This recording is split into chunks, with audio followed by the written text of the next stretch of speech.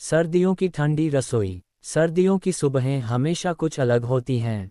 धूप देर से आती है, कोहरा देर तक ठहरता है और रसोई रसोई सबसे पहले जागती है।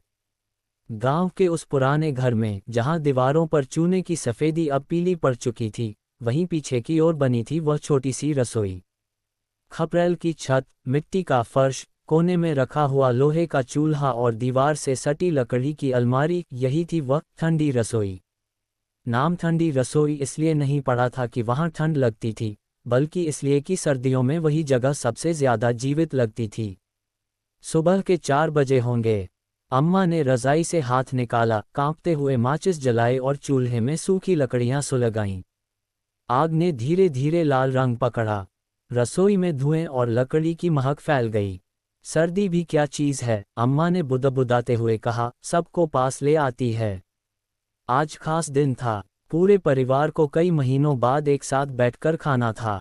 जैसे ही चूल्हे की आंच तेज हुई, रसोई ने अपनी आवाज़ें निकालनी शुरू कर दी, पतीले की खनक, पानी के उबलने की सिसकारी, चम्मच की खड़खड़। ये वही आवाज़ें थीं जो बचपन से सुनते आए थे। रामू, जो अब शहर में नौकरी करता था, आंगन में खड़ा कोहरे को देख रहा था। उसकी सांसें भाप बनकर हवा में घुल रही थीं। इतने सालों बाद घर लौटा था और सबसे ज्यादा याद उसी ठंडी रसोई की आई थी। वही रसोई जहां माँ मक्के की रोटियां सेंकती थी, दादी गुड़ गरम करती थीं और बच्चे आग के पास हाथ तापते हुए झगड़ते थे। दादी अब नहीं रहीं, लेकिन उनकी यादें रसोई में आज भी रहती थीं। दादी कहा करती थीं, अम्मा ने दूध उबालते हुए कहा, कि रसोई घर का दिल होती है। अगर यहाँ आग बुझ जाए तो घर ठंडा पड़ जाता है। रामू मुस्कुरा दिया। दूध में अदरक और काली मिर्च डाली गई। भाप उठी, आंखें नम हो गईं, शायद धुएं से, शायद यादों से। सर्दियों का नाश्ता। सूरज निकलने से पहले ही रसोई पूरी तरह जाग चुकी थी।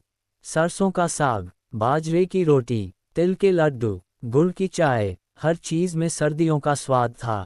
रसोई इतनी छोटी थी कि 3 लोग एक साथ खड़े हों तो टकरा जाएं, लेकिन उसी तंगी में अपनापन था।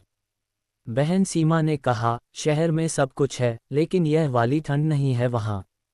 दोपहर तक धूप आंगन में फैल गई। रसोई से निकलती खुशबू पूरे घर में भर गई। पिताजी ने अखबार रखते हुए कहा, सर्दियों में झगड़े भी कम होते हैं। सब आग के पास बैठ जाते हैं। ये सच था। ठंड इंसान को पास बैठना सिखाती है। रसोई में बैठकर सबने खाना खाया, एक ही पतीले से, एक ही तवे की रोटी। कोई मोबाइल नहीं, कोई जल्दी नहीं। शाम ढलते ढलते ठंड और बढ़ गई। रसोई में फिर से आग जलाई गई। रामू ने चूल्हे में लकड़ी डालते हुए पूछा, अम्मा, आपने कभी सोचा था कि हम सब इतने बिखर जाएंगे? अम्मा ने मुस्कुराकर कहा, रसोई देखो, दिन भर ठंडी रहती है, पर शाम को फिर गर्म हो जाती है। रात में जब सब सोने चले गए, रसोई फिर शांत हो गई।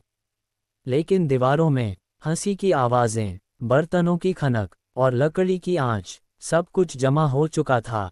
सर्दियों की ठंडी रसोई सिर्फ खाना नहीं पकाती, वह यादें पकाती है, रिश्ते गर्म रखती है और घर को घर बनाती है।